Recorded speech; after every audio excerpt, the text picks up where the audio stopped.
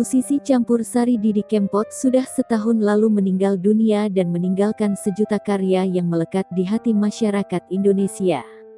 Istri mendiang Didi Kempot, Yan Velia, mengatakan bahwa dirinya sudah membangun sebuah museum yang nantinya akan ia isi karya dan ciri khas sang suami.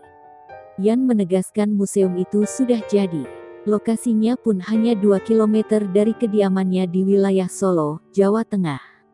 Alasan penyanyi berusia 39 tahun itu membangunkan museum, karena ia terinspirasi dari mendiang Nike Ardilla.